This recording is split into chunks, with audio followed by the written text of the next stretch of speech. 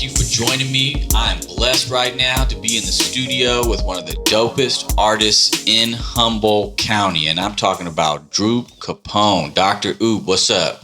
What's going on? Peace. Thanks for having me, brother. Absolutely. It's like I said, it's a blessing to get you today and get your time on this podcast, man. You've been holding a lot of dope musical exploits down for Humboldt County and this whole coast, actually, for a long time, man. And I would love to get into it. And any other topics, like I said, that you're willing to talk about. It's a blessing for the community just to hear you talk about what you've done, you know? Word. Appreciate you, brother. You know, good to be on a platform that's helping to spread hip hop and give people some insight, and, you know, a deeper look, a deep dive into the culture. You know. Yes, sir. That's what I'm about. It's all about the culture. You know, I'm just here to support whatever elements of the culture that are moving. You know what I mean? And if there's pillars that aren't moving, let's shine some light on those and get them moving too. You know what I'm saying? It's all about the culture. That's what's up. Yeah.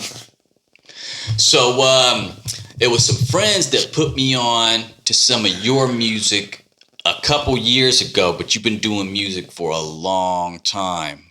And so, you know, if we can, I would love to get into the hip hop orchestra that you were involved with and any other experiences related to that. That would be dope. Word.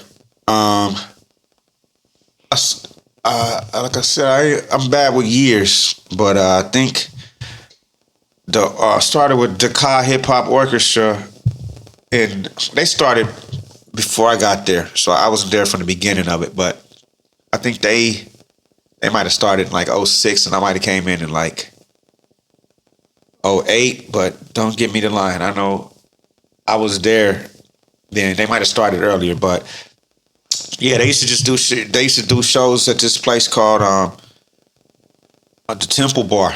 They used to do the Rhythm Room All Stars. It was like what it would be, just be like a jam with a lot of musicians and MCs would come up, and then it just evolved into the orchestra.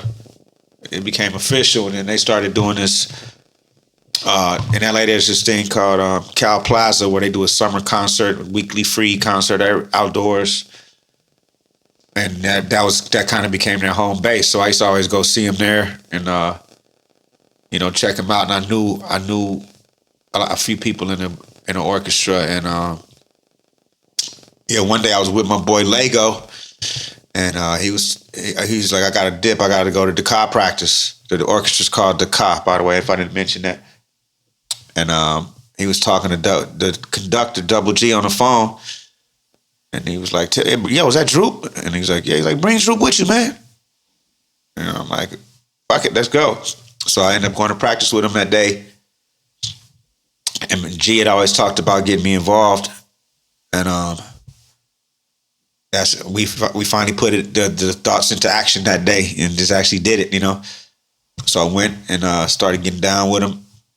And yeah, it was an incredible ride. Like it went from like 30 to 50 to, I think at one point it was like 70 altogether. Cal Plaza, that's like our home base. So every summer we would do that one, but then just started doing more like venues. We did Disney Concert Hall, you know, anywhere that could fit an orchestra. Basically, it had the money to pay them. You know, we was getting that city money when we was doing the free stuff at downtown, so it was easier to make it work. But yeah, then we got sponsored by the car company Scion, and then that's when we got to go to South by Southwest and San Francisco. What is that? Palace of the Arts. We came up there and performed. Dope. And what's the other one they do out the outdoors in the Redwoods? San Francisco. I'm having a brain fart right now, but it's another free outdoor thing that they do out in San Francisco. What the fuck is the name of that thing? Anyways, if you're listening and you're from San Francisco, you probably know what I'm talking about. So yes, sir. But yeah, we started really getting opportunity to do more shit once we got sponsored, and we got some, traveling under our belt, but the whole thing about it is just like it's just hard to keep something like that going. Like the boss man makes sure everybody gets paid, and he's a stickler about it, and he don't let nobody take advantage of his musicians. So we can only play where they can fit us, and then we got to find a place to practice. We got to find somebody got the budget. So it's not easy to keep doing, But yeah, we had a good run. We did. Some members of P-Funk came and got down with us. Members of Fishbone, the drummer, Macy Gray came and got down with us. Crazy. Yeah, we had it was definitely a good run, and hopefully one day we could do it again. I don't know. My boy, the leader of Double G, he went to law school. He's just like, fuck this, and now he's finished. So maybe we'll get back on and see what's up. But yeah, check it out online if y'all want to see the Ka Hip Hop Orchestra. It's a lot of footage, and there's some product out too. We released a couple of albums and videos and all that kind of stuff. Well, yeah, that's what's up. And yeah, they've done stuff with Common also. They sat in with him in Chicago without the MCs, and I think they did one with Mos Def too. Yeah, but like I said, it was a chunk, just one chunk of time. It's been pretty much dead in the water for the last few years.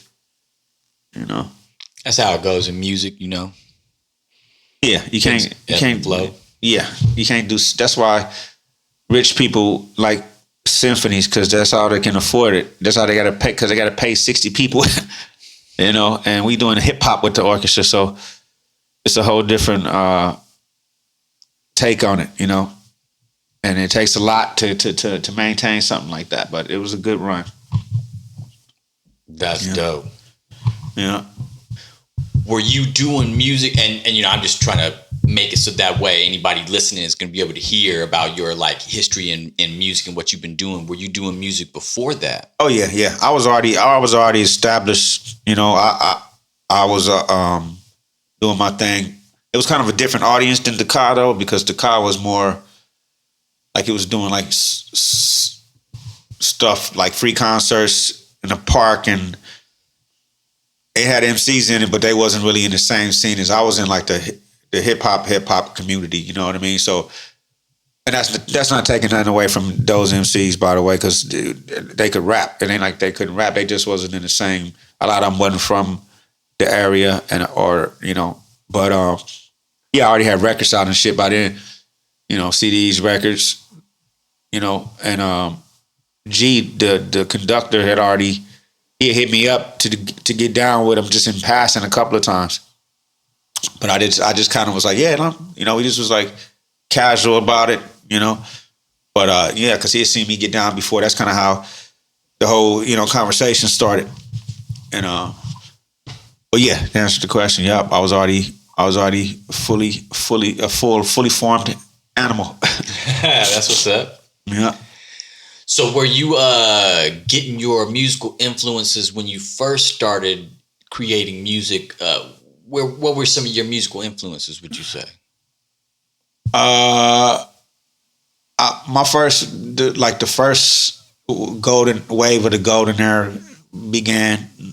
That's where most of my influence came from, like Big Daddy Kane, KRS-One, Rakim,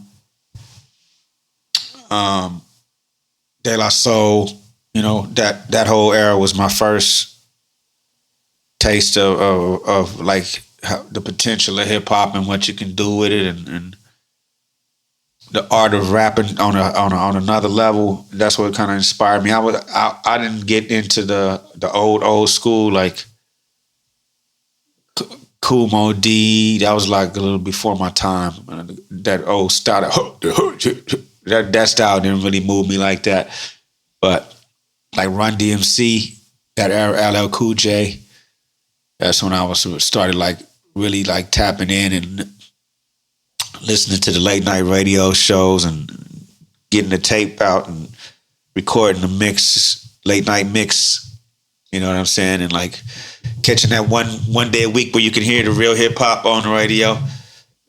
And yeah, pretty much those dudes, the pillars of the golden era. That's pretty much who influenced me the most. I say Public Enemy, big Public Enemy. That's like my favorite group of all time.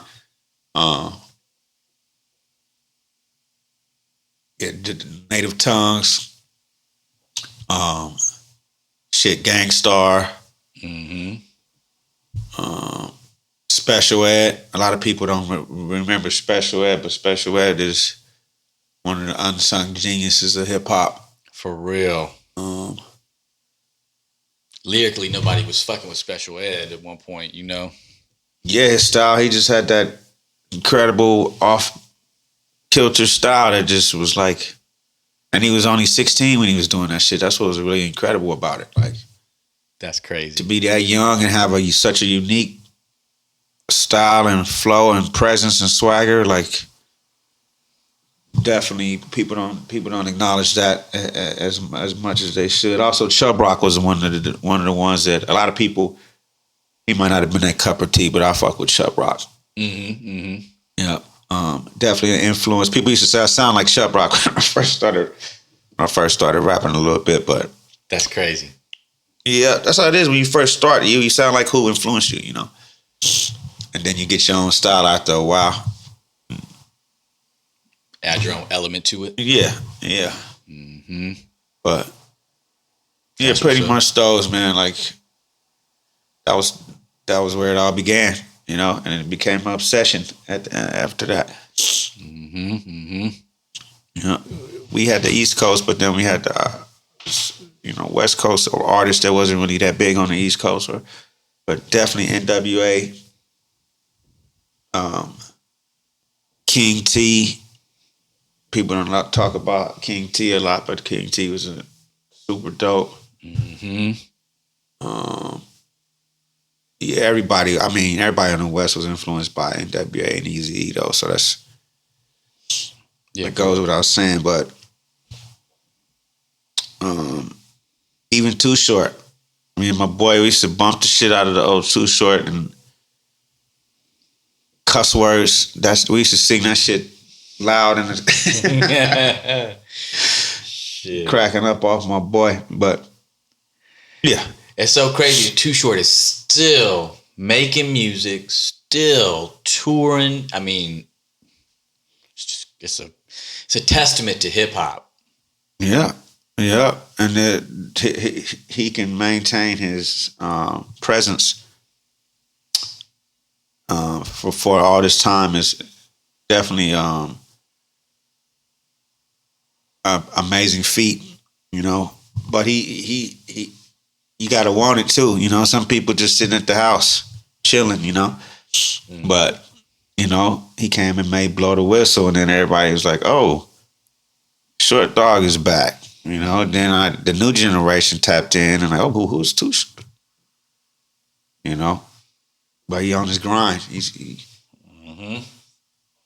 Yeah, I had the Dirty Rats in the studio here a couple months ago, and they were talking about how they opened for Too Short, and you know, kind of typical fashion for a certain level of an artist. You know, he's coming on kind of late to the stage, still, regardless of how late he was. I mean, he just still ripped that show. You know. Yeah, I seen him perform with a live band before, and the boy does his thing. That's what's up. Yeah, I just listened to an interview that he did. I think it was Vlad TV, and it was interesting how I recommend it if you're a Too Short fan, because he was breaking down how he just came, like he just was going hood to hood making music, and for like dope dealers and gangsters, you know, and so he really just used to get a pass to go wherever he wanted to go, and that's kind of how he really solidified it. But he's like, his parents was like accountants and shit, you know what I mean? Like he wasn't like a in a rough situation. He was more financial minded, you know. That's But crazy. yeah, it's interesting, like to hear how it all went down. So I recommend that if y'all Too Short fans. Hey, for real. Yeah, Yeah, good look, Drew. so Shit, man. All right, so those were some of your influences. When and where did you start making your own music? I guess me and my boys used to, like, back in the day when you could do 3-way calling, we used to get on the phone and like battle each other off the dome. And people would be like, "Oh, you didn't make that up off the dome." I'm like, "I just did." And I mean, like, so then I was really rapping, but I wasn't in the studio, and I wasn't. This is like in middle school. But then, like, when I was in high school, I was already fully consumed with hip hop at that point. So I just would listen to it all the time. I said everybody else is wrong, but my senior year, I ran away from home and I went to go live with my boy, whose mother had left him the house and moved to LA with her boyfriend because we was in Chino at this time. And so basically we just had the house to ourselves. And I was working in Mickey D's, and I went and bought me a Casio keyboard. And so then me and him used to just come from work and just put the keyboard up next to the boombox and push play and then just rap and make these, like, we would just rap a whole 2 sides of a tape. And then I'd be like, yeah, I made a tape, you know? And not knowing that that's not even close to how the process goes, but I was just like, yeah, I got me. So we'd be playing it in his car and shit at the gas station, playing it loud on them crappy ass quality, thinking that we really did something, you know, like, yeah, this is my jam right here. And heavily influenced by Too Short at that time too, like, but just off the dome shit. So that's really technically like when I started like recording, and I didn't really, you know, I was just whatever about it. But then like after that, I went to school and I met these dudes that had a little keyboard set up in their room in the dorm. So I would go in there and they wasn't really hip hop dudes. They just was keyboard players. And but I'm just like, yeah, make a hip hop beat. So we started messing around. The same thing, but I actually started writing some shit more then. And at that point, I was like, well, I got access to this studio, so let me just start really trying to do it more, you know. And it really wasn't like, looking back on it, it wasn't nothing too.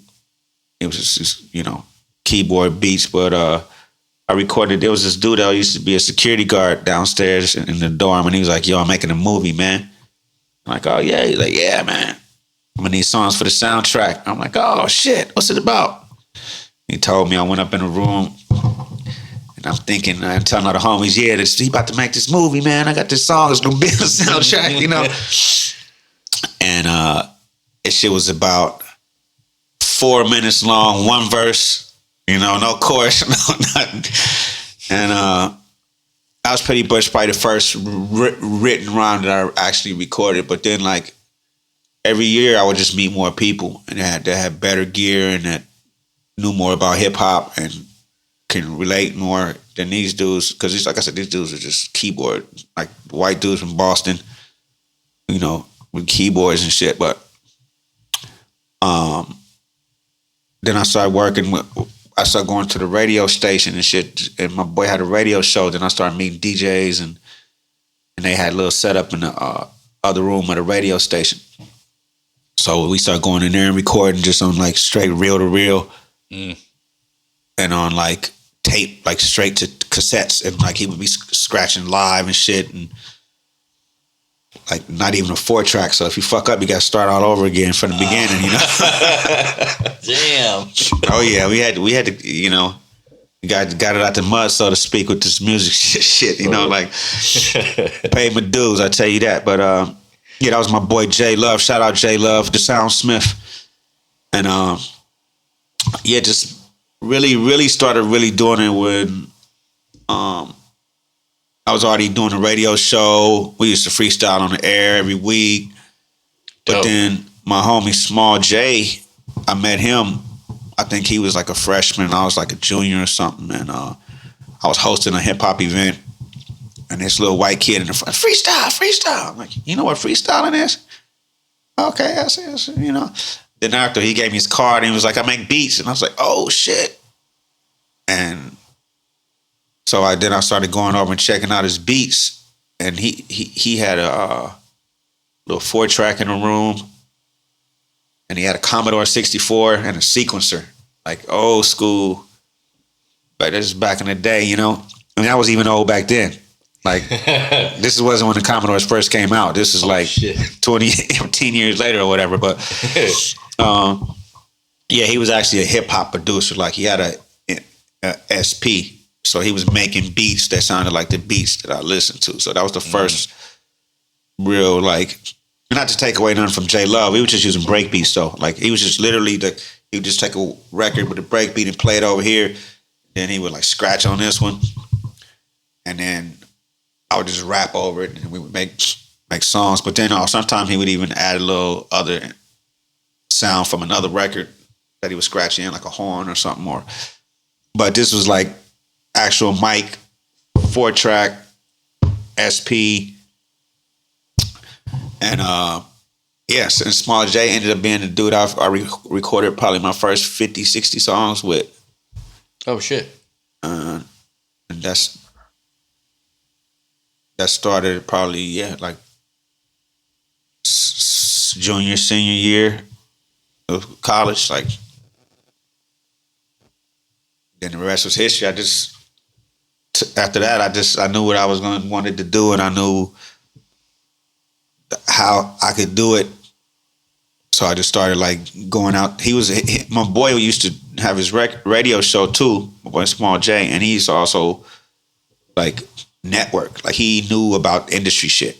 So then we started going out to all the shows. Like I grew up in a hood in LA. I used to live in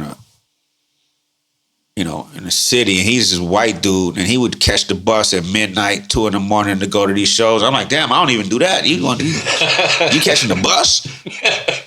But then I just started, it would be like a show. So it was like, whatever artists be there. I'm like, oh shit, I want to go. And he's like, well, I'm hopping on the bus at 8:45, and I'm like, oh, fuck it. So then we started just meeting homies eventually, and sometimes we'd get a ride or whatever. But anyway, he was just like, he had the network and shit down, which is really the key to the whole shit. So he started having artists come to the radio show, just like a college radio, like you normally do. But nobody else at the school was doing that at the time, like on a level that was like legit. Like when your manager come to town and say, oh, you got to go KCR So he kind of set that off for the school, and then so like Big Pun came down, like Tretch, all like a lot of artists came down, Busta Rhymes, Souls of Mischief. Oh shit. Yeah, lots of folks. And so at that point I was, me and him was just like a duo. Like every time he would go out, everything going on, I would always be there. So I got to know all the managers, promoters, DJs, MCs that was in the scene. I was really trying to do it, and just started, getting shows, doing more shows. Excuse me, and then putting out music and getting it heard by people that play it on the radio. But yeah, that was like the period probably between like, I probably started in like 94 or something. When all this story started. But yeah, just opportunity. I always wanted to do, I always, rapped and shit, but I didn't have the gear. I didn't have people around me that had gear. But finally, that's why you got to get out there. You got to meet people. You got to find your like-minded individuals, find your tribe. Mm-hmm. And, it's the laws of attraction, right? Like, get out there, And yeah, I guess the rest is history. That's what's up right there. Yeah. And then, man, so can I ask you when you moved up to Humboldt?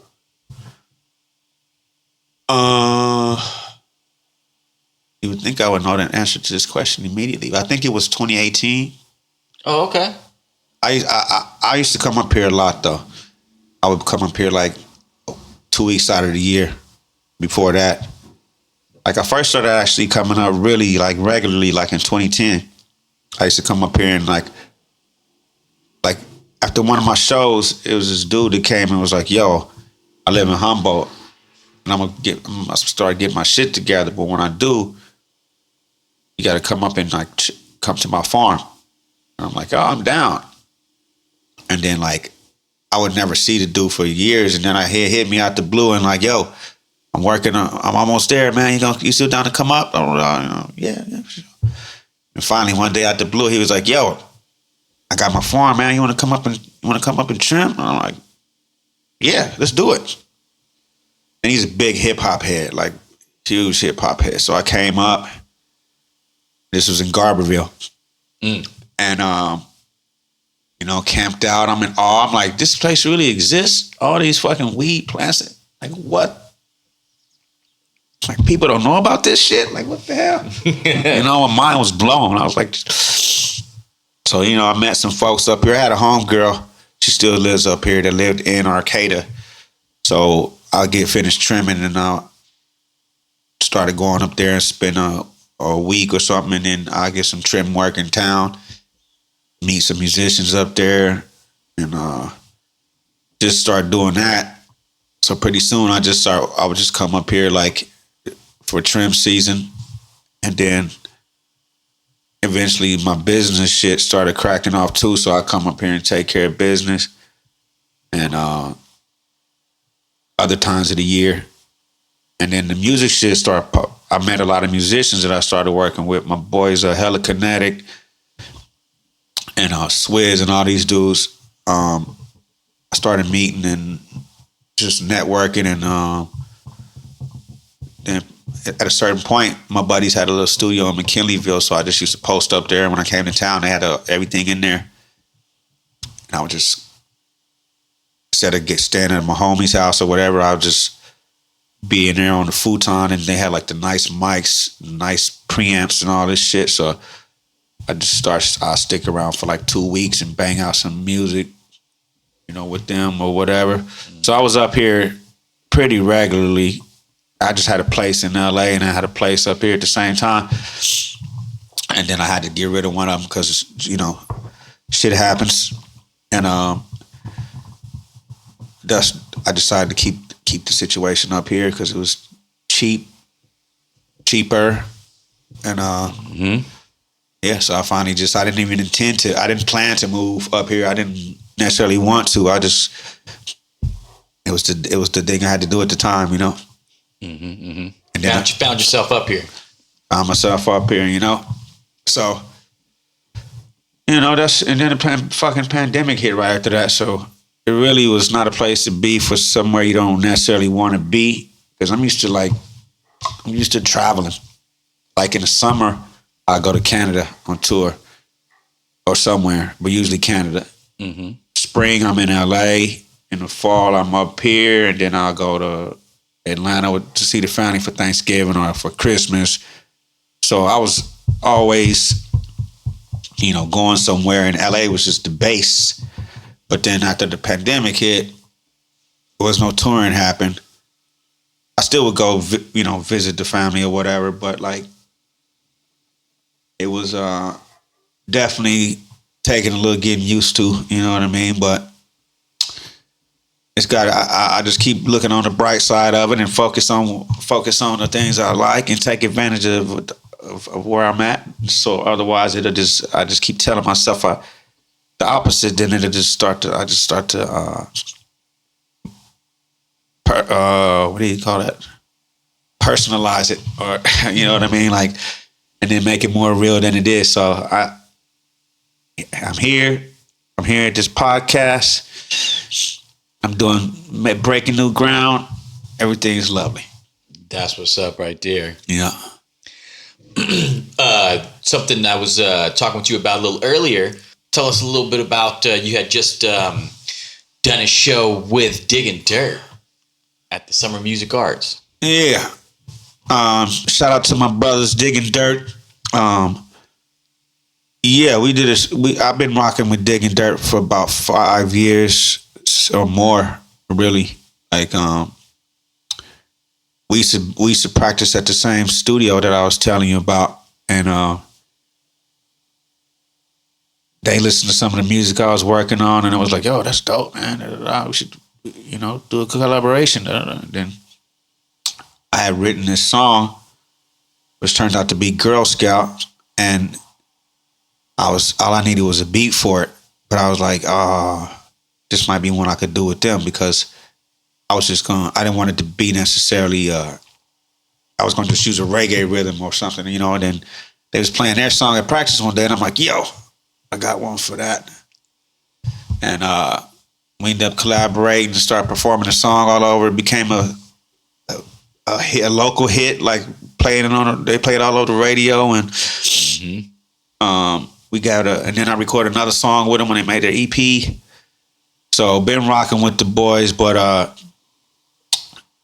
we Summer Arts, we came down and rocked the last night, and it was fun. It was one of our people were saying this. They've seen the song, they've seen us rock many times, but they were like, yeah, I think that was one of our favorite times seeing my boy Leo from Object Heavy was like, I think that was one of the best times y'all did that song, how y'all did the whole build up and everything and the execution, and a lot of the fans liked it too. So and it's definitely a fun to be on stage with them, because it's always a packed house, and those boys are super talented, and they brothers off the stage and on the stage. That's part of their success is their chemistry.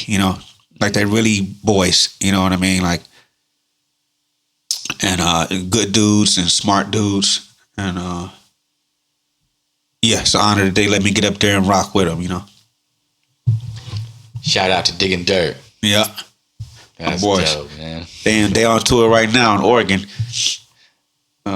Outside of Bend right now. So I hope they rocking it up there. That's what's up. If you ain't never heard of them, look them up. Some funk, soul, classic rock vibes, a little bit of everything in there, but definitely soul and funk, That's what's up. Yeah. Since you've moved up to Humboldt, have you dropped any projects? Yeah, actually,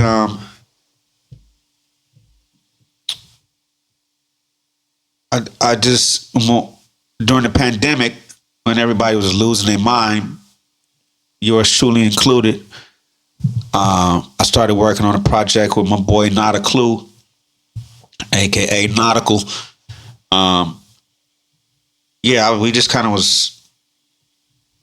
needed like a coping mechanism, It was like the world just stopped, and we was just like, we were just like, are we gonna watch the fucking world die slowly, like city by city, like on the movies and shit? Like, this is depressing, So we kind of just like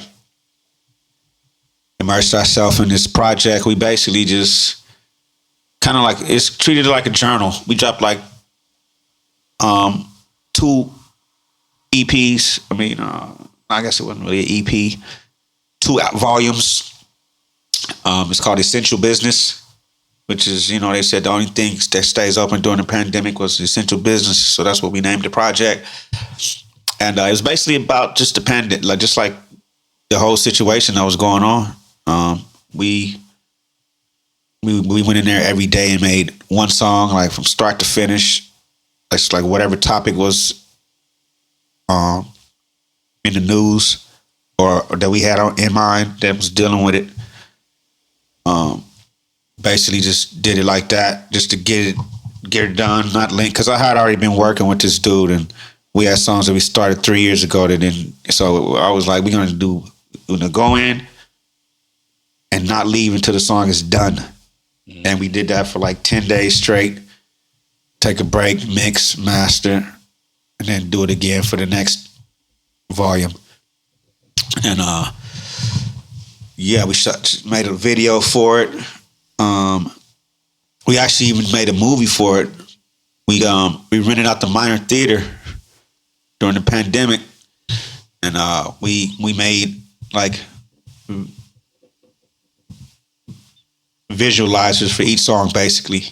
We had one real actual video, but then the rest was just kind of like topical footage and different things related to what the songs was about.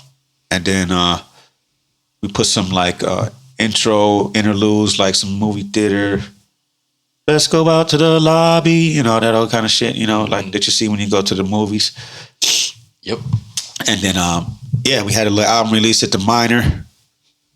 And that was fun. A lot of people was excited to be out and around humans. For real. At that time when we dropped it, and they didn't have to wear a mask in there. So it was a glorious occasion. It was a lot of work, but it was good to keep the mind occupied during all this shit, Mm-hmm. So dropped that one. I was trying to think. I have another one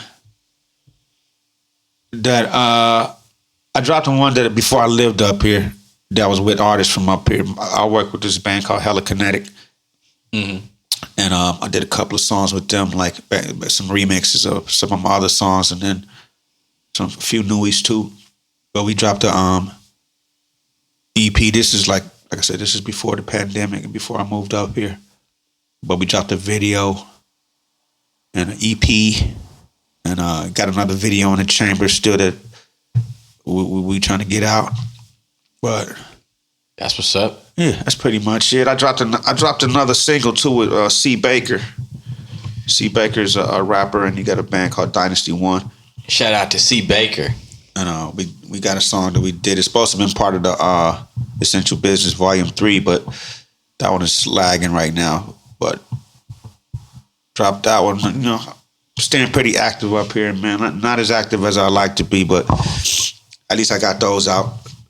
So I can't say I haven't did nothing since I've been up here. Nah, that's dope right there, though. Yeah. I know there was some good feedback that I just had from different people with that video that you dropped with Not a Clue.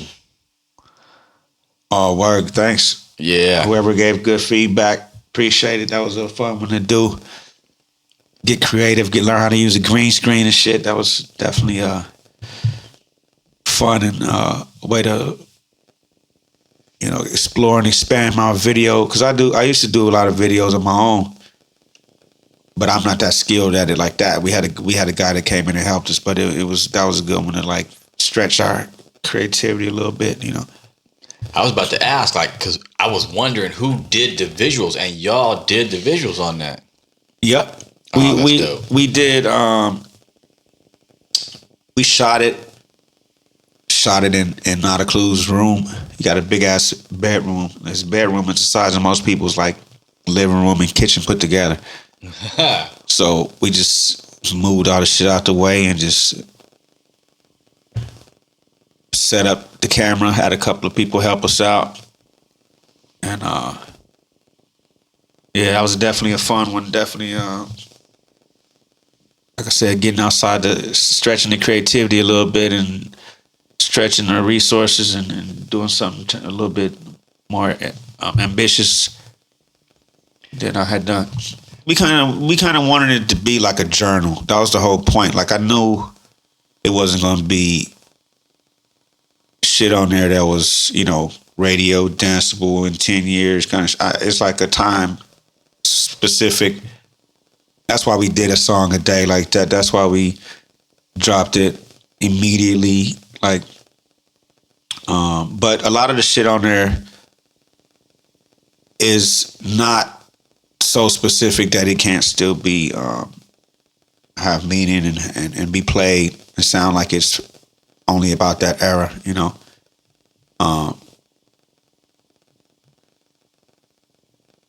and I think we kind of more started thinking more like that by the second volume, just to kind of have it, still have the subject matter, but also give it a little bit of life afterwards, Mm-hmm.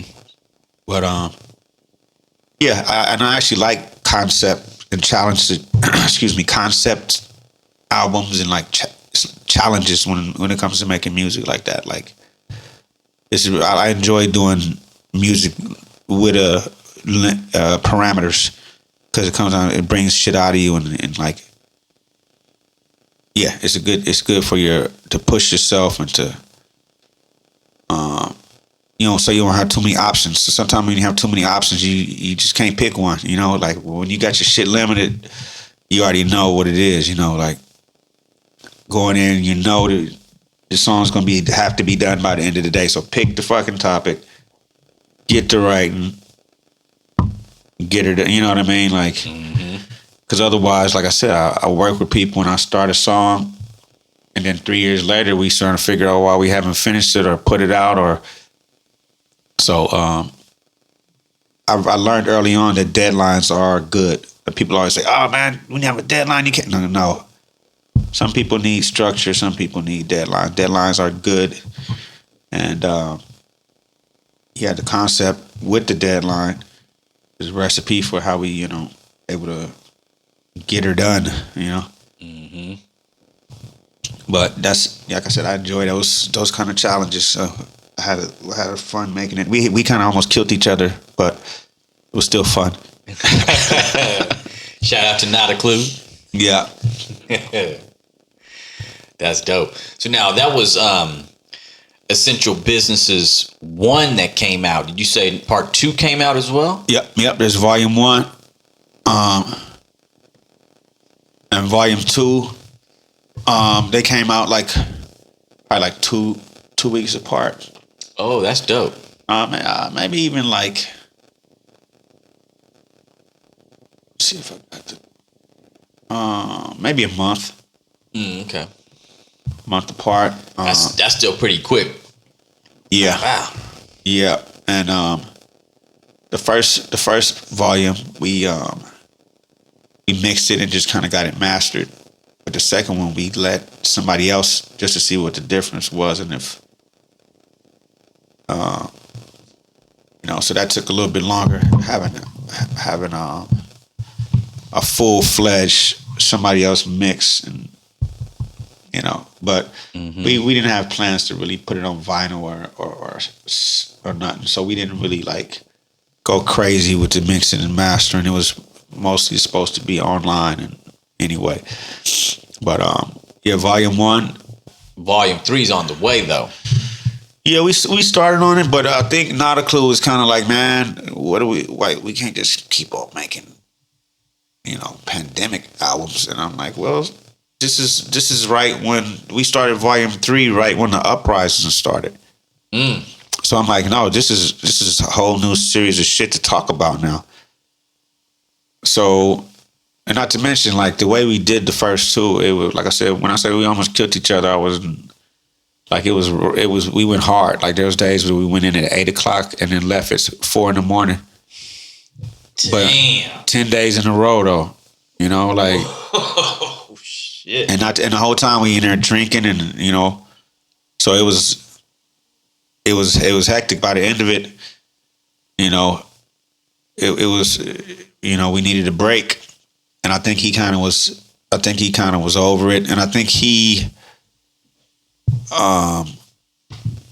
had higher expectations for what would happen, and I don't know if he wanted to continue. Seeing as it didn't meet his expectations, I don't know, but I still got this. I got like probably 5 songs there, so I still might put them out just as an EP, just because it's already in the chamber now. Like, it's already been recorded, and not to mention I went and got my little cousins to sing on them and shit when I went to Indiana. So I hate to waste having them. Like I got features and shit on here, so I'm like, man, I'm putting this shit out either way. So it still probably make it out somehow, some way. That's what's up. He actually just sent me some of the vocals for one of the songs that I needed to mix it. So it's in motion. That's what's up. Let me see how many joints we got. 2. Yeah, we like 6 joints in. Okay. And yeah, that's definitely an EP. Yeah.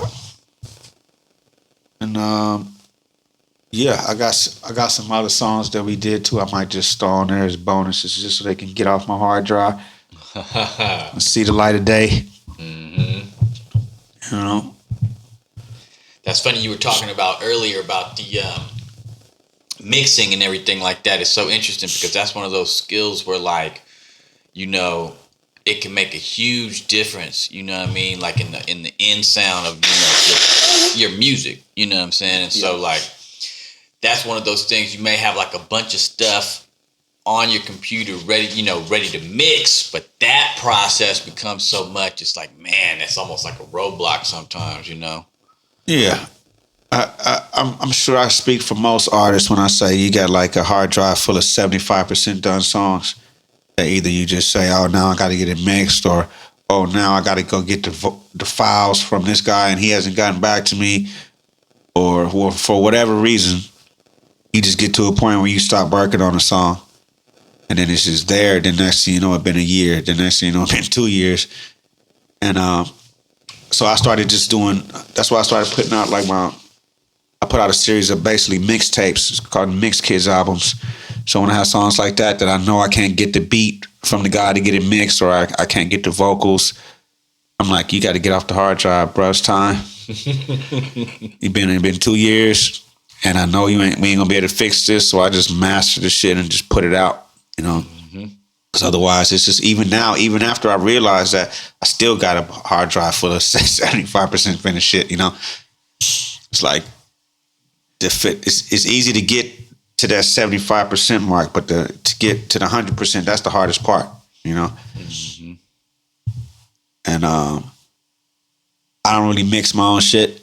Really, like I'm occasionally I mix my vocals over a beat that somebody sent me, and then put it out like a low key. But if I'm doing vinyl or something like that, I send it to a professional to get done. Or CDs, I try to send it to a pro. Mm-hmm. That's for real. But like this, like the shit we did with Not a Clue, we didn't really go all in with it. Get it done, get her out. Like I got some songs with him that his computer blew up and he can't get the beat. So I'm just gonna master them myself and then just put them on a mixtape. You know what I mean? Mm-hmm. Cause motherfuckers is listening to your shit on earbuds on an iPod.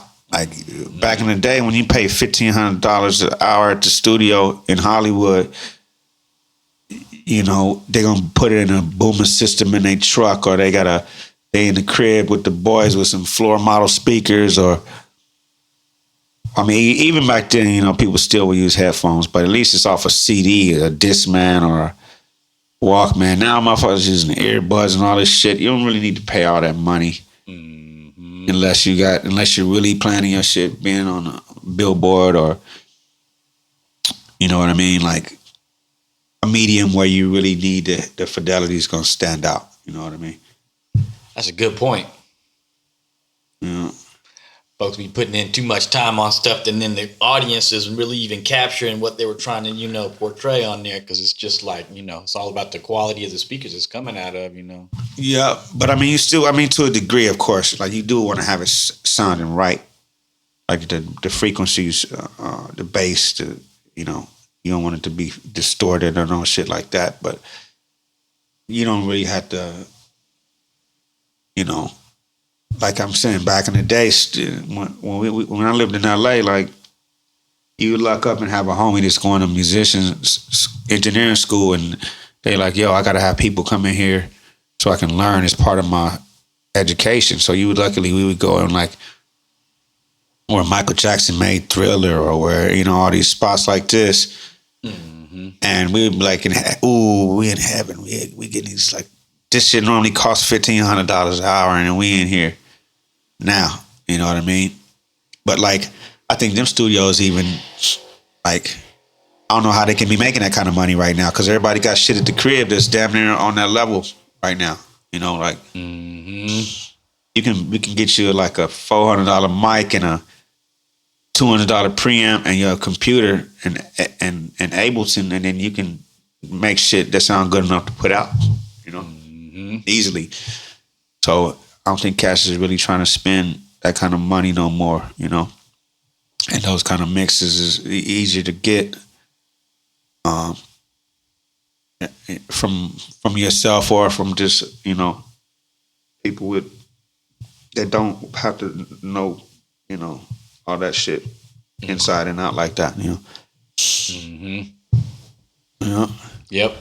Yeah, you could go to school to learn it. Like, there's people that do that, but then also the information's out there too. Like, how to do certain things when it comes to audio and everything like that. It's that experience, and like you said, having a nice mic makes a big difference. You know what I'm saying? But I mean, with like Ozone, like Isotope and all that, you know what I mean? Like, they're able to like master it up pretty decent. You know what I mean? Yep. There's some programs now like with presets that just get you right. It might not go into details and be, all the nooks and crannies, but it can get it just like default good enough to use, like good, that it sound quality, Yep.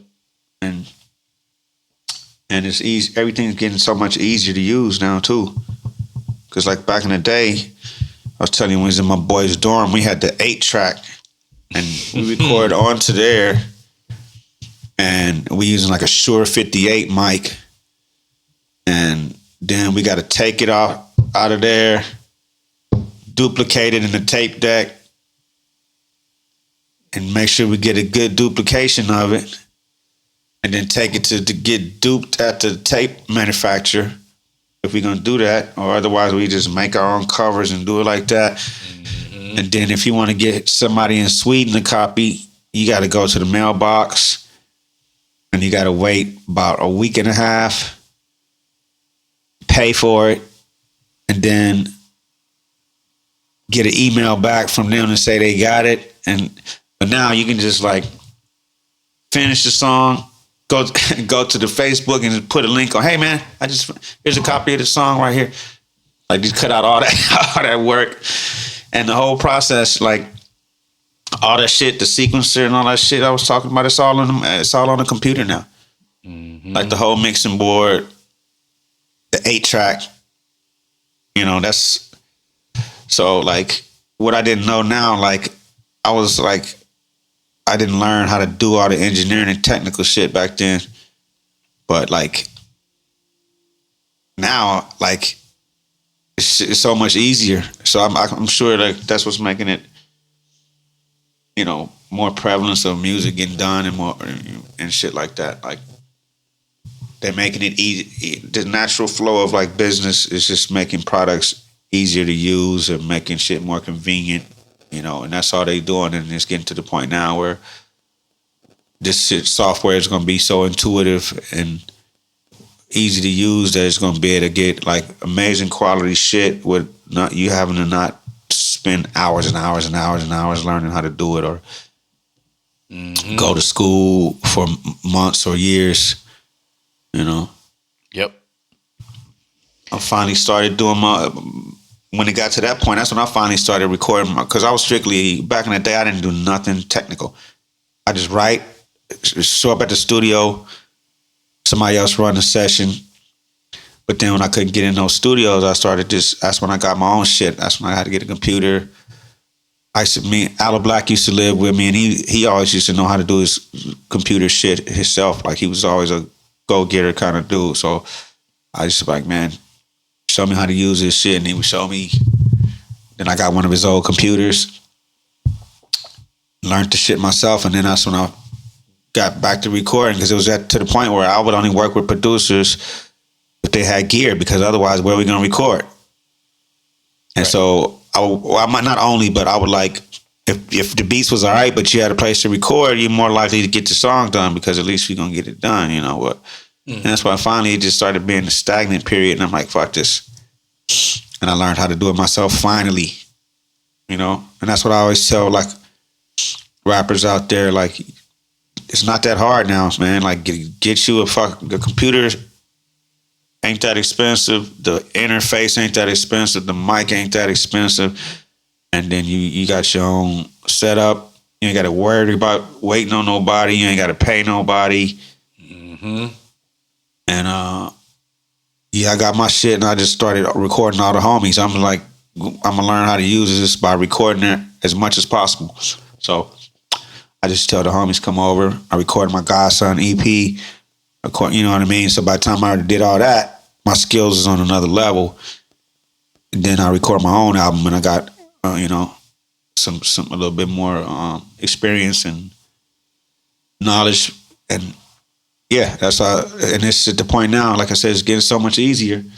You just got to do it, man. If you rapper, you can't just be a rapper.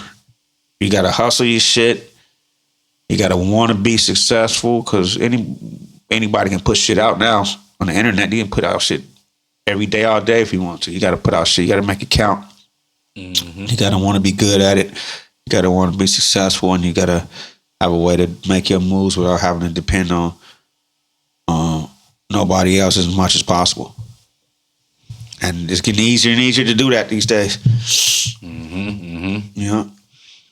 Technology's changed it up. It really has, you know. Yeah. Yeah. It's interesting because it's like, you know, I know, of course, you're talking to specifically like artists that are trying to come up, you know, like, hey, it's out there for you, you know. I think about the paradigm of, because it's easier, has that made things more diluted, you know? And I honestly, the conclusion that I've come to when I think about that is, you surround yourself with a certain, you know, kind of an ecosphere of artists and music, you know? And so like, it's only diluted if you're letting all kinds of things in, you know what I'm saying? I don't have to listen to X, Y, and Z when I've got this over here that I've been listening to, you know what I mean? Or these artists that have been holding it down, you know, like. Yeah, no, I don't know if it's because it's easier, but I think because it's easier to put it into the public sphere, not because it's easier to record. I guess it helps being able to record easier too, but like I said, though, you can just like, you can put out a song on SoundCloud every day, you know, like, and you don't have to get tried by fire like you used to with hip hop. You got to go do a show, and you got to see if they boo or they cheer. You know what I mean? You got to give it to the DJ and see if he play that shit or not. Mm-hmm. You know what I mean? But a lot of times, I'm talking specifically about hip hop, because a lot of people came out doing like this wonky ass rap shit that was real hip hoppers didn't even have to, you know, give them any judgment on. They just go to some fans via just going through the internet, just making the shit at home and putting it out without, you know, even getting on stage, without another motherfucker involved in the process either, you know? Mm-hmm. And there's so much shit out now, I can't keep up personally, and I feel you. I think that's okay though, because that's what makes hip hop back in the day was like a cult. Like, you got to know the shit that we listen to. You got to know where we at. You got to dig. It ain't just everywhere. You get 2 hours a week on the radio, late night to hear it. And when new shit come out, you got to go to the station and play the new shit that you like. That's the hip hop shit. Mm-hmm. Or you got to go with the homies and they say, oh, you heard this? You kick it with the homies. Somebody bought a new tape and it's a new artist or a new song. And that's what made it exclusive. And now it's still like that. Like, it's so much bullshit, but I don't pay attention to it. Just like it was bullshit back in the day. It's just now, you know, those hubs of hip hop is a little more easy to access, but there's still some digging that you can do to get to that core of the good shit that's out there. You know, it's not just easy. It's not easy to get to, and that's what I like. That's kind of what made hip hop special. You know, like me and my boy used to say, man, if they legalize weed, I'm gonna stop smoking weed. Kind of like that. You know what I mean? Like if everybody listens to good hip hop, then it's like you want them to, but like, you know, like it's kind of, that's part of the mystique of it, was that we got some dope shit that don't nobody want to listen to or know nothing about. You know what I mean? Like we got this thing that's, so I think that element is like, I'm seeing all these artists are still making music, they're still getting out, they're still getting, you know, like Black Thought is still dropping shit that's in the mix. Like, there's artists that's still getting their shit known, but I mean, in all fairness, like, you know, he is on Jimmy Fallon, the house band, so he is, you know, he's not underground per se, but he's doing underground music and it's getting heard because of he's on that show more, but it's still there, you know, like, and he's working with other artists right now who's got skills, just underground artists, and you know, with Tariq too, like I feel like his level of delivery and his bars set him apart, to where even with that mainstream level of the Roots being on Jimmy Fallon, like, you know, the audience members at that Jimmy Fallon show, like, they're not listening to Black Thought, you know, like his solo stuff, you know what I'm saying? Like it's still like that kind of the je ne sais quoi, you know, like this is not what everybody's listening to, you know what I mean? Yeah, exactly. And, you know, there's a lot of good art out there, and there's a lot of good hip hop out there, and but I just feel like at this point it's hard to do something different, you know, because I've heard everybody, like, people always put me on rappers and like, oh, you think I'm like, I heard Big Daddy Kane in his prime. I heard Rakim in his prime. I heard Nas when he first Illmatic. I'm like, that's not impressive. You know, like, it ain't like this other more boy was like, oh man, you heard of Harry Mack? I'm like, man, come on, man. He's like, oh, he's incredible. I'm like, man, look, I'm from LA. I'm from Project Blow. That's not shit. You know what I mean? Like, no disrespect to Harry Mack. Do your thing, get your money, get your views, get your whatever. But I've seen him before. I seen Supernat. You know, I seen Micah 9. I seen AC Alone. I seen Dr. Oop. I seen cats that can really burn rubber. You know what I'm saying? Like, so it's you know, I'm not that get off my lawn guy because I don't want to sound old, but I just, it's a lot of shit out there, and it's a lot of shit, and not in a positive meaning of the term shit, you know. And it's hard to really be original. That's why I ain't mad at the new. A lot of people hate on the southern rappers, and like they got bars. They got auto tune and all that shit, but whatever, it sounds different, and they got bars. Like, I'm, and a lot of the rappers from England, they got a kind of a unique take on it. They mix it with like the garage and the kind of shit, and but yeah, it's out there, man. Like, you know, you just got to dig. That's the beauty of the hip hop. You always, like it always was. Like, it was a time when there was all the underground artists that we listened to was on major labels. Like back in the day, Cypress Hill, Tribe Called Quest, De La Soul, all them was on major labels. And now, if you look at it, how many underground artists is on major label? The last underground artist that was probably on a major label was probably Common. Black Thought is not on a major label, as far as I know. Remy Ma is not on a major label.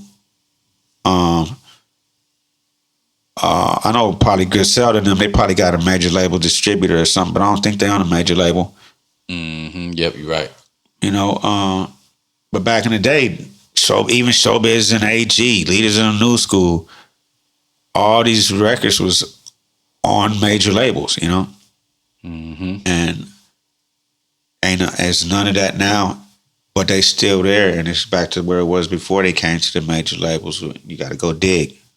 You know, you got to dig. That's why they call it digging in the crates. That's why it's called underground hip hop, because you gotta dig. You know. Yeah.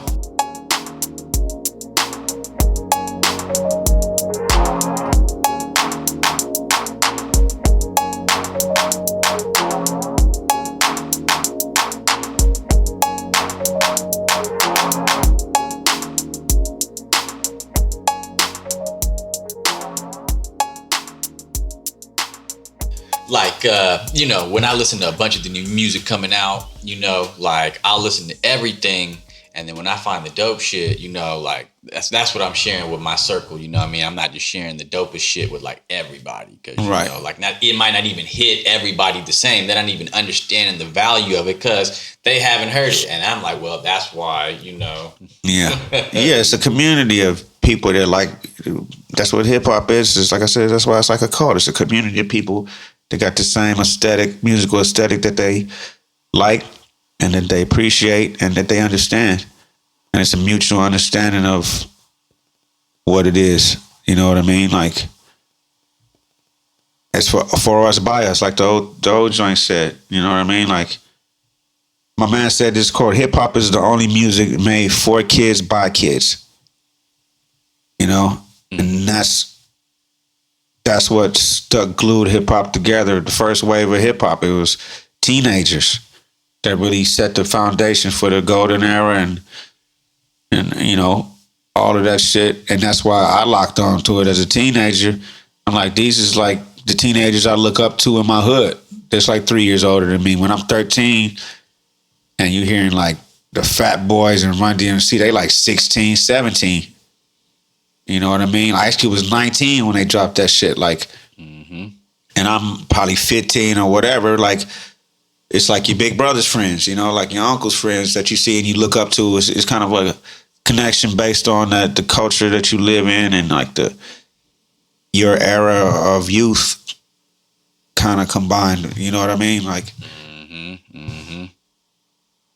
and yeah, that's why people they get it because it's all connected. You was there. Like, when you hear records sampled, it's the records that's in your mom and daddy's house. That's the first records you sample.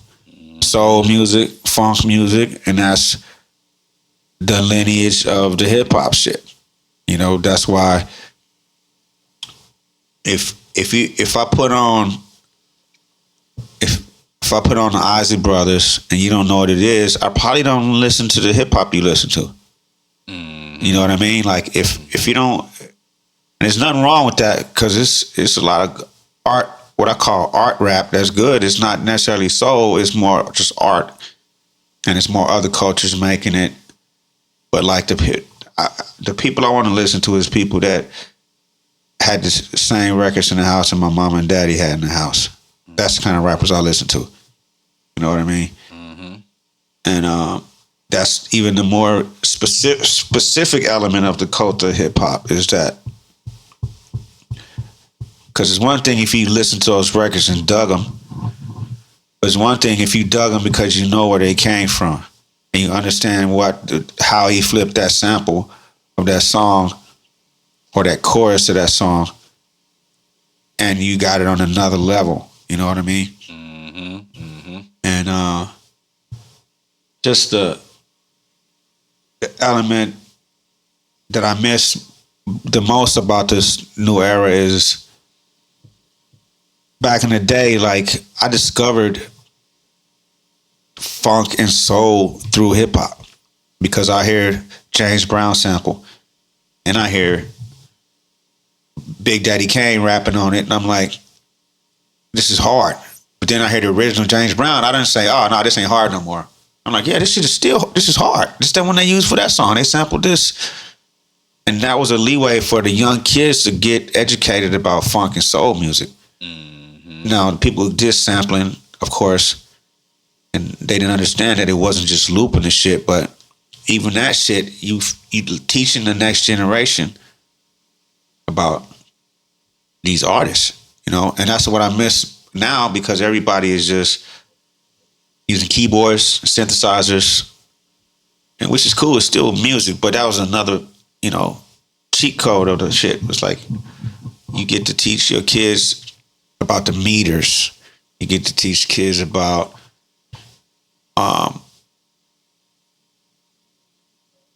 all these, you know, jazz artists, all these, you know, because I didn't grow up listening to jazz. There was no reggae in my house growing up. You know what I mean? Like, I grew up with what was on black radio at the time. Like, my mother was 17 when she had me, and she had two younger siblings. So whatever they was listening to at that time, the Shy Lights, the Ozzy Brothers, the Earth, Wind and Fire, that's what. But I got into the funky shit like the Meters and the James Brown that was through hip hop. You know, because I knew who James Brown was, and we heard of him, and I knew some of his songs. But I didn't really go down the James Brown rabbit hole and recognize his full-fledged greatness until I started just hearing hip-hop records and sampling them. And that goes for a lot, like I said, it goes for a lot of artists. David Axelrod, even like Miles, and like, I mean, there's so many funky bands, you know, that I would have never had access to. So many artists, Nina Simone, like, yeah, there's a lot of shit like that. So that's what I miss, man. That's why I still fuck with the boom bap sound. I like the analog sound. I like it all though. Like I said, I still fuck with other stuff too, but you know, I'm still part of the hip hop cult. So everything, when you listen to mine, you're gonna find some Easter eggs that leads back to the roots. Always something, you know. Mm-hmm. And because I definitely felt the importance of, like, from a musical note, the educational note of not just the words, but the culture, like music culture, you know, music education. You know, I heard the song the other day. They sampled a song that sampled a sample. I don't know if I'm saying that right. No, I feel you. But I know what it was. The original was Genius of Love. You know that song? Oh, yeah. Okay. And then Mariah Carey sampled it. Sweet fantasy, baby. And then this girl sampled the Mariah Carey song. Big Dick Energy is the name of the song. Oh, yeah.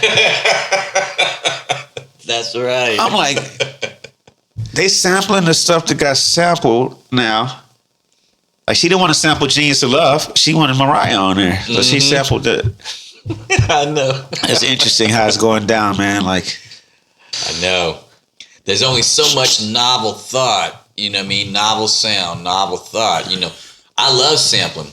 Yeah. You know what I mean? I as a hobbyist level producer, you know what I mean? Without sampling, my music would be pretty bland. You know what I'm saying? Yeah. But I do think that you have to, I think it's reasonable to know where the music is actually coming from. I just hope, you know, I know that Nicki didn't make that the track where she sampled the Mariah, the Big Dick Energy track where she sampled Mariah. But does the person, the producer that made that, what's up? That's Lotto.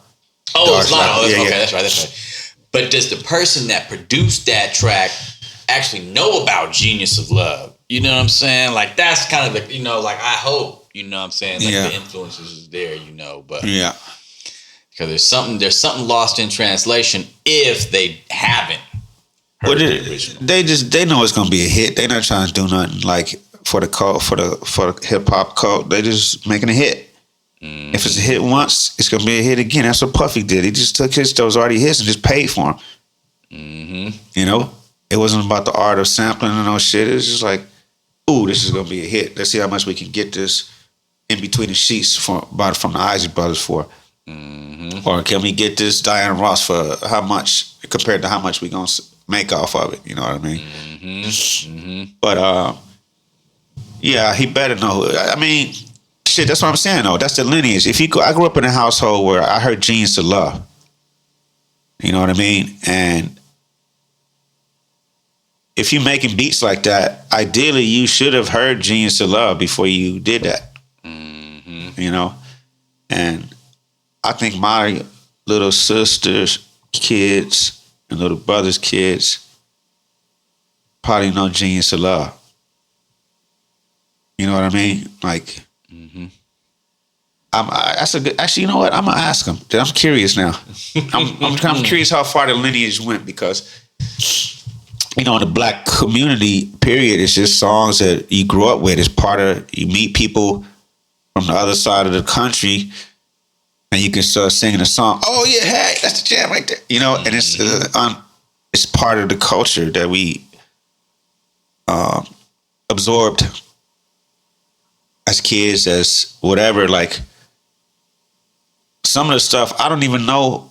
Like I'm listening to songs just like the Delphonics and the Bark and all these old groups, and I'm like, I don't ever remember buying this song or playing the song, but I know all the words to the song. So you know what I mean? Like, and it's just things that you don't think about it because it gets embedded in you subliminally, just being in your surroundings and being in your culture and being, you know, around people, you know, people that listen to that kind of music. That's part of the experience of being black in America, you know. For I don't want to say it's no definition of black in America, but you know what I mean? Like majority of African Americans that lived in the urban settings in a, you know, certain time period, I'll just say, you know. And but I'm curious to know, I'm gonna ask my little niece, you know this song? They probably know Mariah, I know that. But see, that's another point. See, those songs are becoming a part of that Rolodex of songs that black people listen to. Like, they probably grew up hearing Fantasy Baby on the radio, wasn't even conscious of it. Now when they come on the radio, they probably can sing Sweet Fantasy. And they just know it. You know, that's how for me, there was, you know, Genius of Love. But that's what you connect with, you know. Yeah. Regardless of how far the lineage did go back for that producer, the want for, I think maybe whether it's the record label or even the artist, for that song to actually like bring those feelings and that connection back, like that's what's there. And so there you go. That's like when you hear what you call it, Before I Let Go, Frankie Beverly and Mays. That's a cookout song. When the family's all together, and they say, put some music on. That's when they put on the grandma's auntie get up, everybody get up. You know, like songs like that. It's a vibe that goes along with it. You know? Like you said, that's a good point. Always and Forever. That's another, like a slow jam like that. That's when you go back to like mama and daddy slow dancing in the living room. You know, when you're a kid, like it's a vibe to everything, man. Like it takes you back. You know, like I said, I grew up. My mother had me on the 31st, and she just turned 17 on the 28th. So 3 days after she turned 17. And so my auntie and my uncle, they only 2 years younger than her. So they used to be up in the room. They had all these Parliament, Funkadelic, like I said, Ozzy Brothers, Earth, Wind and Fire. And they in there smoking weed with me in the room and, you know, playing this music. You know, when I hear, I lay me down to sleep, boom, boom, boom, boom, ooh. I'm like, I'm back in my auntie's room and they in there smoking weed and playing cards. You know, or I'm in there and I see her and her friends getting ready to go out. They in the mirror dancing, getting ready, putting on their lipstick, titties out and everything. Like, as a kid, like, all this shit is connected, like you said. Like, when I hear Switch, you ever heard of this group called Switch? It's you heard of the DeBarge? Yeah. Their big brother, he used to be in a band called Switch, and he sounds exactly like El DeBarge. Oh shit. And it's one song called I Call Your Name, Girl. And that, when I hear that one, that's me sitting on my grandma's porch with the boombox out there, with Annie right there, smoking a doobie, summertime in Indianapolis. You know what I mean? Every time that song come on. So when I DJ out, that's one of my selections I put on right there.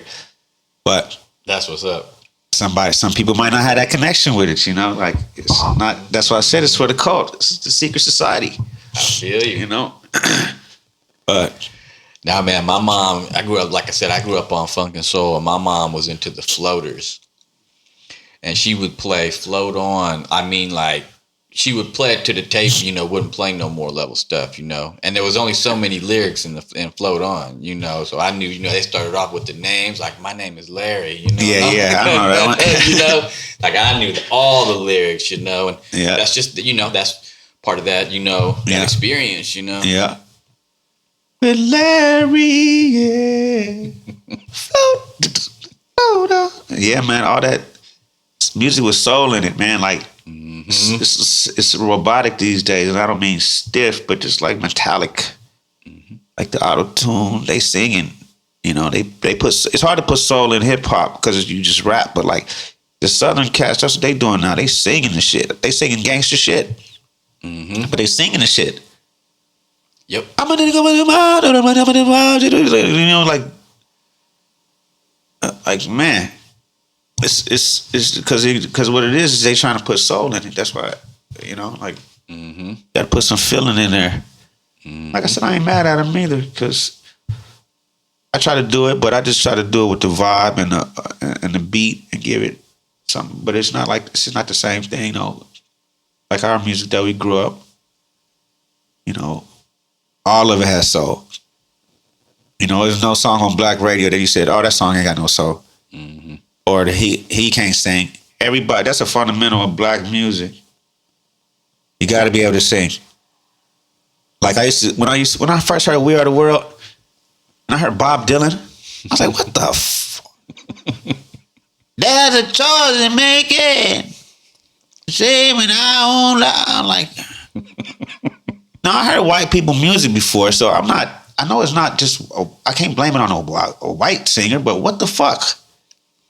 You know, and startling. It's kind of startling, you know. Yeah, as a kid, I didn't get it because I'm like, you know, I know Kenny Loggins, I know Michael McDonald, all these cats, you know, blow. Well, like, I didn't get it, and there's a lot of artists I see people up here listen to, and I'm like, I can't listen to artists that can't sing. It's not in my musical DNA. I didn't grow up with artists that couldn't sing. Like, if you say, "Oh, he's a great poet," okay, let him read the shit. Then don't sing it. Just read the shit. You know? For real, because it's not pleasing to the ears when you.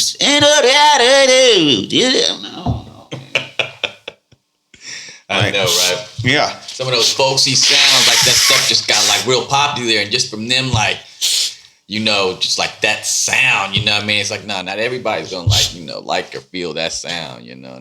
Yeah, and it's no disrespect to Bob Dylan, the legend. You know, he's a brilliant writer. It just ain't. I'm talking about my personal taste, like just my musical experience and background and DNA, and you know, everybody's just different. That's what this conversation's been about. It's just. Yours is yours. Is specifically you, what you listen to and what influenced why you like what you listen to, and you know, et cetera, you know. Man, like I had my classic rock phase in my teenage years and everything like that, you know, but like, and like I said, I'm not hitting on Bob Dylan even further, you know what I'm saying? But I really didn't even like Bob Dylan's music till I heard him do that track on the Denzel Hurricane movie, you know? Like I was like, okay, like I can mess with this Bob Dylan track, but the rest, I can't touch it. You know, like sometimes it's got to be when they add it into movies and certain things like that, they're eliciting that response in you again. And, you know. Yeah, see, I didn't even hear Bob Dylan until I was probably in college. You know what I mean? Whereas some people, classic rock is for them what the soul music and funk was for me. So I learned about classic rock in college with people that grew up on it. My dude across from me in the dorm, he let me borrow his Black Sabbath tape. And I'm like, ooh, shit. So I made me a little rock mixtape. Give me some more shit over here. See what I like. And he gave me like Soundgarden, the first album. Then he gave me like Cream. And I was like, ooh, this shit is dope. I'm gonna sample some of this shit. Mm-hmm. And that's where I got my education. So it's all that was my learning about the certain musics was being around diverse people that grew up, you know, with different musical experiences. Like I didn't know the Beatles shit. I didn't know none of the classic rock. I knew just the most popular classic rock, you know, but I discovered Led Zeppelin. And I was like, yo, yeah, that shit's hard. Mm-hmm. And then Black Sabbath, Cream. And then the Beatles I learned about even later because I was like, yeah, I know the Beatles. I want to hold your hand. And then I really started digging and I'm like, okay, you got to listen to them after they took drugs. And I'm like, okay. But and then I just through hip hop, it just kind of made me into a musicologist because I started just wanting to know more about these records. When I find a dope sample, I'm like, this is a dope ass record. So then I started looking into the artist more. Then I used to work at a record store. I started looking on the back of the records and reading them because back in the day they used to write a little summary on the back of the records. Mm-hmm. This is Miles Davis' second studio album since he joined. This is live from the cafe. He had a lineup of, you know, Tony Williams. So I just going down that rabbit hole. Just started wanting to know not just about funk and soul, but just like all the, you know, great artists, great musicians, and all these classic songs that I knew in my brain. I'm like, okay, who is this artist now? I gotta figure out who this. I know that song. Oh, that's Creedence Clearwater Revival. Oh, let me look up Creedence. What's that? And now it's to the point like I pretty much like, yeah, that's my next phase. Go start like researching old music and shit, and you know, go interview. That's something I could see myself doing because I definitely watched like damn near every documentary about funk and soul music and hip hop, and definitely, you know, VH1 making of the album, behind the music, all that kind of shit. You know what I mean? Mm-hmm. Mm-hmm. So I think it's almost like something that's been lost nowadays in music with everything digital and on these streaming platforms. It's like we had I don't want to say just a privilege, but we had physicals. We had, you know, the vinyl like you're talking about on the back of the vinyl. It had a bunch of info. Then we had the CDs with the CD notes and liners and everything. Yeah. You know, like you had your producers, even lyrics, like all right there. You know, now, like, you know, you can press on, you can be in Spotify, whatever, and you press show credits and all that. But you got to press a few things, man. When I have a book right in front of me, I'm going to read it. You know what I'm saying? Yeah. I just hate the fact that you have to have your, like, you go through your phone and listen to music. Like, people don't even have stereos no more. Mm-hmm. They just have a phone and speakers, you know? And it's nothing wrong with that if it's just a extra thing you have, but personally, I just want to be able to hand you a fucking CD and you have somewhere to play the motherfucker. Mm-hmm. Because you can't do that now. People say you're an artist. Yeah. Where can I find you? Go look on Spotify. Mm-hmm. That's weak. You know what I mean? Like, everybody's on that. Here you go. Let me give you this shit right here, and you can play it. And I'm gonna give you some artwork. Like my thing has been. I try to give people shit that they want to keep, like flyers wise and like CD covers wise, because that way it's hanging up in their house and it's still promoting you, and it makes them also just want to have it anyway. You know what I mean? Because, you know, we used to get a CD, put it in the player, and then throw the CD in a pile and never look at it. Throw the case in a pile and never look at it again. Mm-hmm. You know what I mean? And that was with the good shit. Now, like, when CDs is so much less in demand, you know, you need to have a reason for people to hold on to the shit. Mm. And I just hate to. I mean, Spotify is like a new radio station, I guess. So it's not that much different in that sense. And it's like a bigger radio station, you know, more songs, more artists, more. But they don't pay you. but radio didn't really pay that well either. So when people say, "Oh, they don't pay," like you get your shit promoted on a platform like a radio or like a Spotify, you get some promotion out the deal. But I just like, you know, you got a TV, you got a DVD player.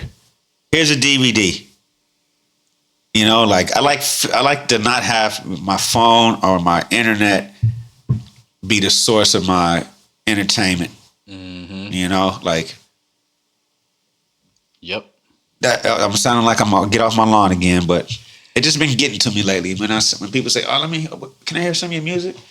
Let me just whip out a CD and fucking hand it to you. You know, like, yeah, no, that's for real.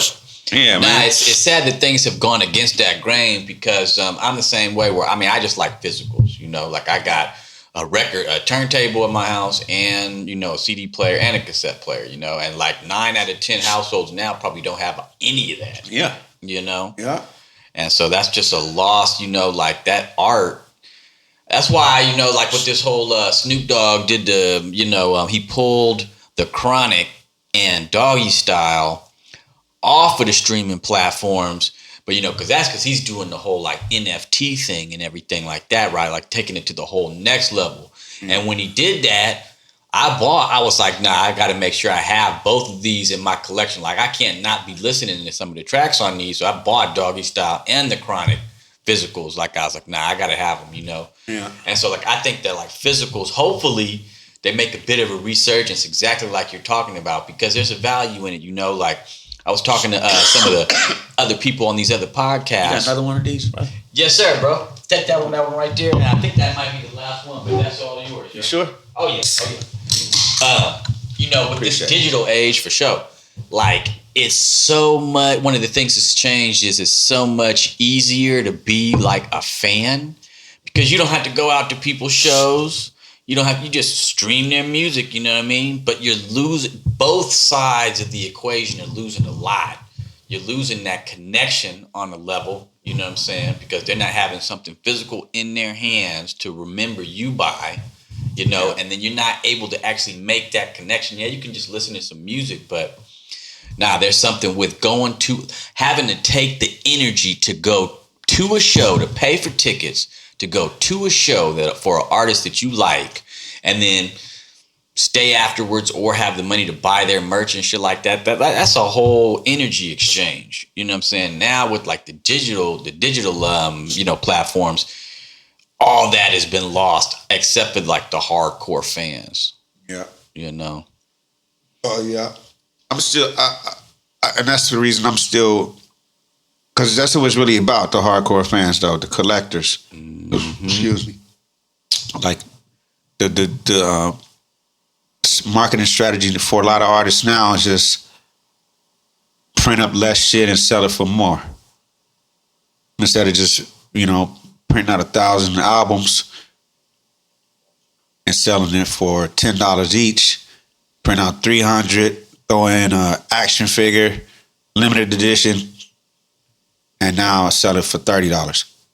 Because it's limited edition, and you know what I mean? And that way you can make damn near the same amount of money, and you don't have 3 boxes of records sitting in your garage for the next 5 years. Mm-hmm. Because you can only make, 500 at a time, and you know what I mean? Like, catering to the collectors is what pretty much people doing with the physical shit now, Because people don't. I mean, to be straight up, I don't buy music.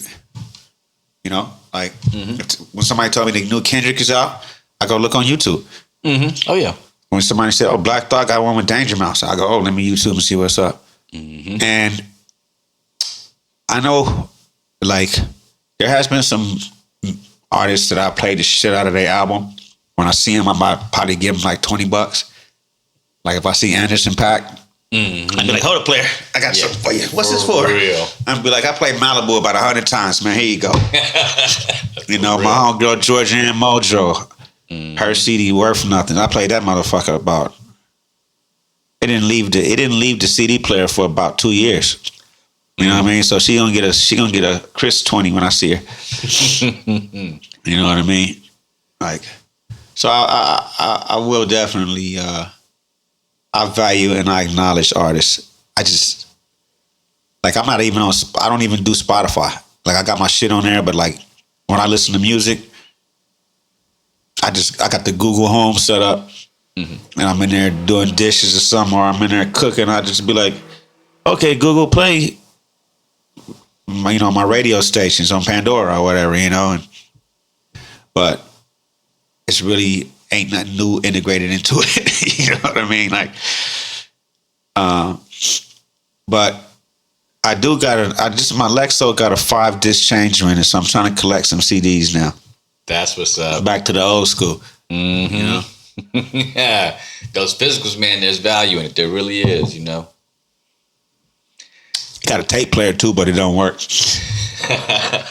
But yeah, man, Humboldt's got a good radio station though. Like as far as like original music, like you don't have like every big city has like the KMEL and that's the shit I don't even listen to. But even though I don't listen to all the shit on K-Hum, I appreciate and respect the fact that it's original. It's just people with radio shows playing music that whatever the fuck they want to play, and I definitely appreciate that because LA has stations like that too. They got a lot of college radio and like independent, Oh yeah, like college radio is just where you get to hear the hip hop because there's somebody on there that got a hip hop show, always. And the independent shows, they got somebody on there that always got a hip hop show.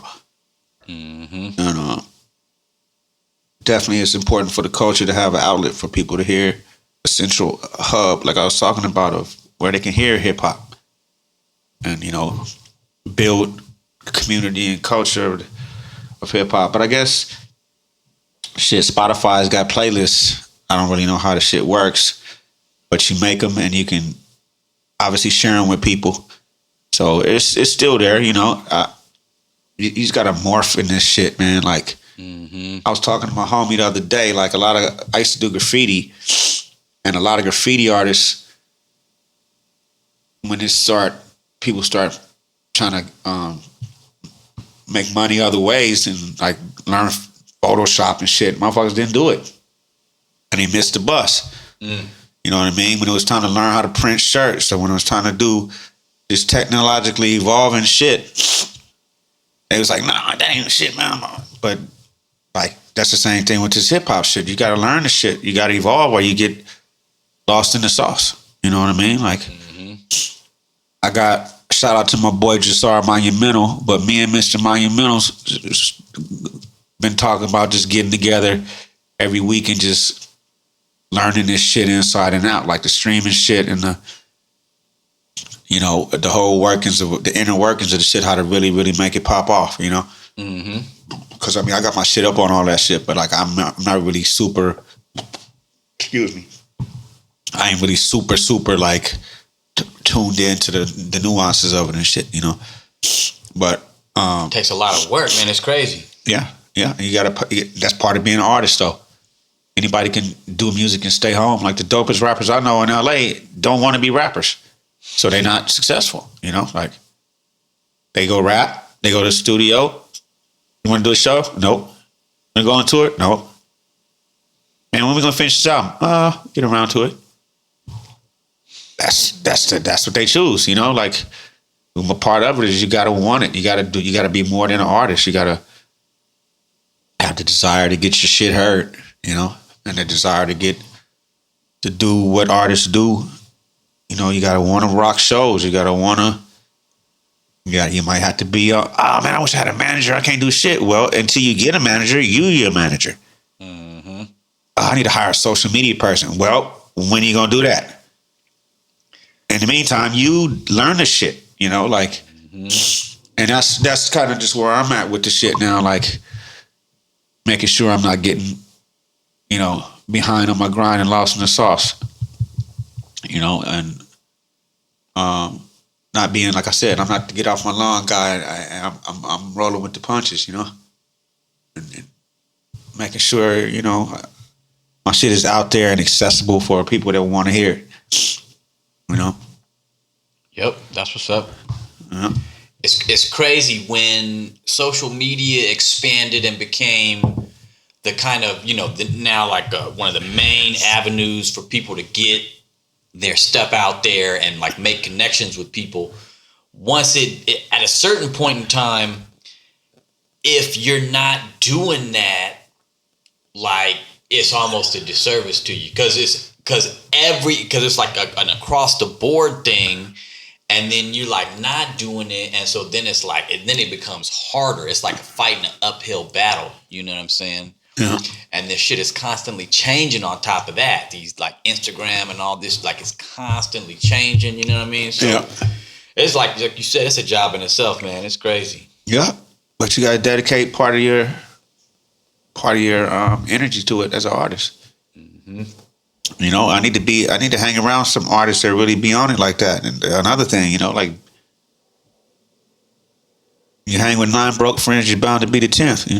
Mm-hmm. That's how it goes. So you surround yourself with people that's doing it right, and you can rub off on you. Mm-hmm. Definitely. I was about to get TikTok the other day, man, but my phone ran out of space. I'm like, oh shit. And I know all these videos, more videos, and like this is not gonna be. Need to wait till I get the upgrade though. But I feel you. The last dudes that were just in here recording, they were talking about that the same exact thing. They're like, we're just about to get on TikTok. You know what I'm saying? Because it's just like another one, man. Like I don't, god damn. Excuse me. Who has time for, I follow Ill Mind, the producer, and he drops it all down, because he's got his, social media presence and everything. And so, he's just like on there, like teaching people. And he's like, yeah, you got to spend like an hour to 2 hours a day on this social media shit. And I'm like, man, like, wow, that's like a lot of my time, with whether it's his kids or whatever else. So it's just like, man, like but that's like you said, you have to. You know what I mean? Yeah. Like, it's just changed. It's crazy. Yeah. That's why. But I think people too will tap back in. Like I was at Rich's Goat the other night, mm-hmm. and I met these dudes that was freshmen at Cal Poly Humboldt. And then we started talking, and he was like, you do music, blah, blah, blah. And I was like, yeah, I'm an MC, yada, yada. He's like, hey, can you recommend any hip-hop for me? And I'm like, well, what you like? He was like Pete Rock. And I was like, Pete Rock? And he was like, yeah, Pete Rock, CL Smooth, that's my shit. I'm like, what? And he was like, yeah. I'm like, who else? He was like, Tribe Called Quest, Wu-Tang, Gangsta. And I was just like, whoa. You know hip-hop, huh? He was like, yeah. I was like, damn. So anyway, I'm just saying that to say, like, people are finding shit. The next generation, they looking for shit because we have, the internet is an amazing thing, man. Like, I remember when I used to be a teacher and I used to look at these kids' iPod, and I'm like, I see like 1,000 songs on there in their pocket. 1,000. Even when we had Discmans, you can carry about 5-6 CDs with you normally. Mm-hmm.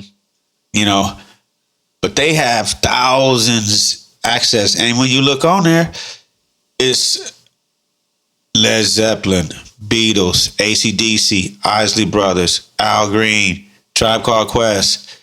It's so much different shit that they have access to. And now if you include, that's just on the iPod.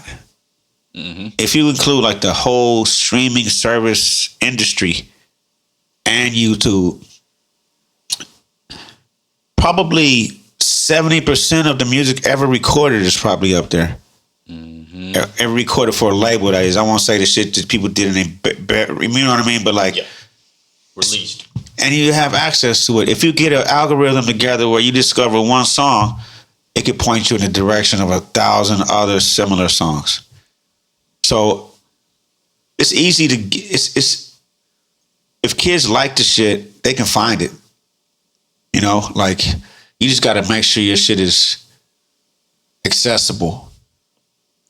You know, and it's not about the generational thing, because if it's good, the shit that I listen to stands out because it has a warm sound to it. It's like jazzy. You know, that's the difference. That's what I think separates a lot of artists like myself. The music I pick is like sample from records, so it's analog sound, and that's the sound all its own. So even if, you know, a new person might hear that and be like, yo, I like this sound of music. This is what I like music to sound like. You can stand out. It's not a matter of if it's a hip hop artist or the age of the artist or the, you know, that could make you have make it stand out more. Like what they call in lo-fi, which is basically just like instrumental boom bap, mellow instrumental boom bap. Is that they got a whole generation that's into it. Mm-hmm. And it's not, nobody's saying this sound old. They're saying I like this sound because it's warm. And it stands out from the radio. It stands out from radio hip hop. It stands out from mumble rap. It stands out from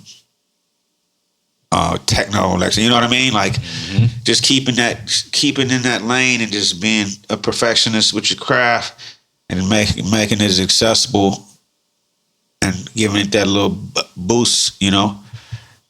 I think that's the way artists can maintain relevance.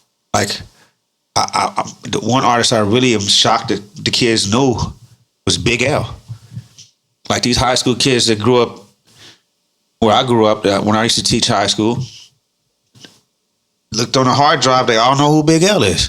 I'm like, who's your favorite rapper? Like, and then when Big L was out, he was known, but he wasn't like that big back then. You know what I mean? He was dope and he was known. He had his records out and he was on the rise, but he wasn't like somebody that you thought that was going to be on every kid's hard drive. I think they all got their download from the same place too, because everyone I would look would have the Isley Brothers, but it was misspelled.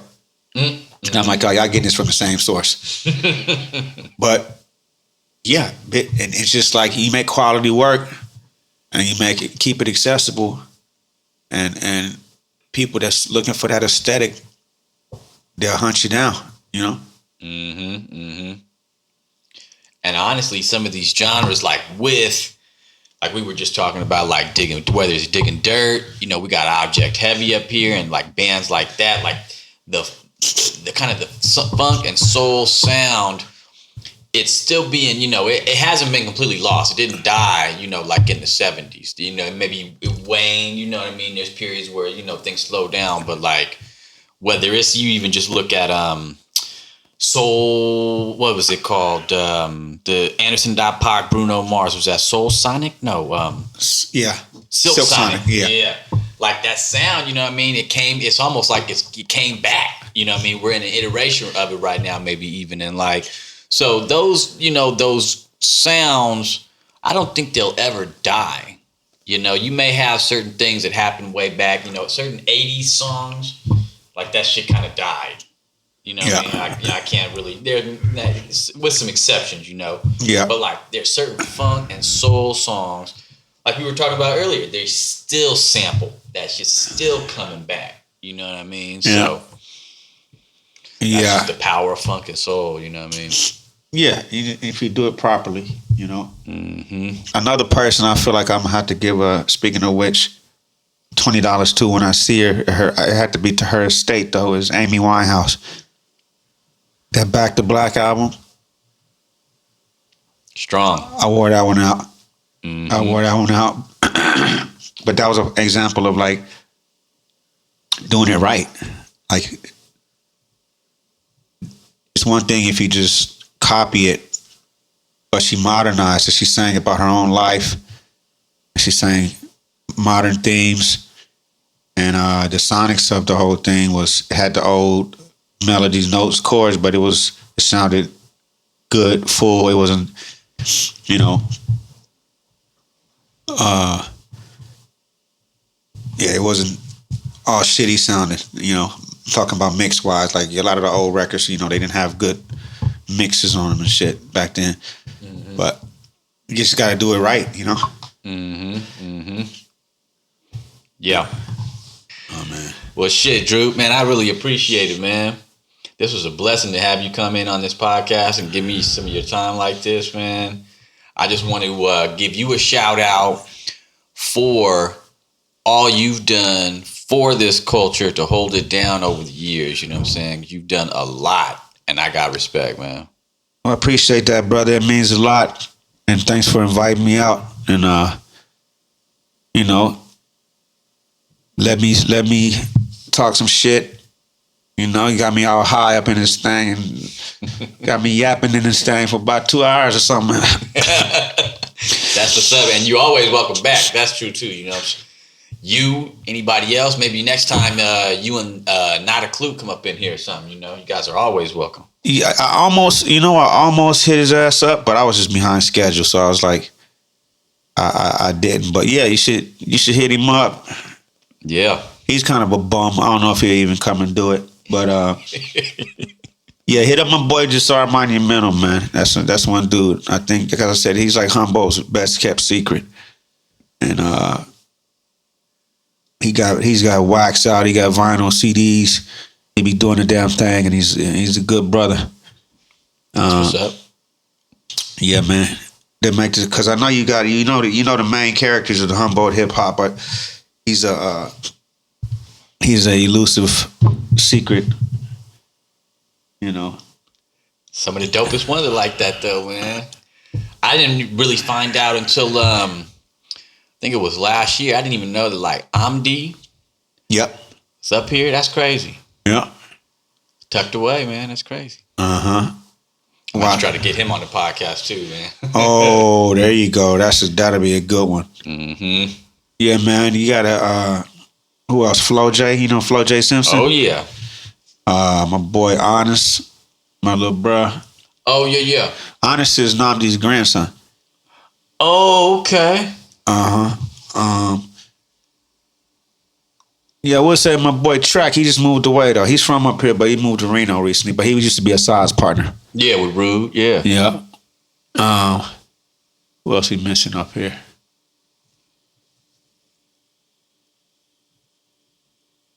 I don't know. You probably know everybody though.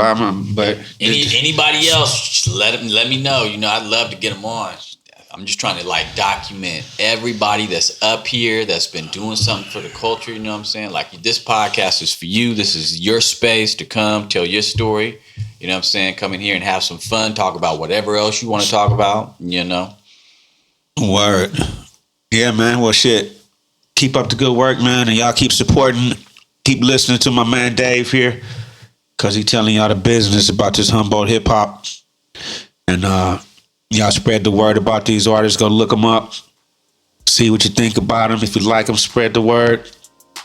And yeah, stay tuned.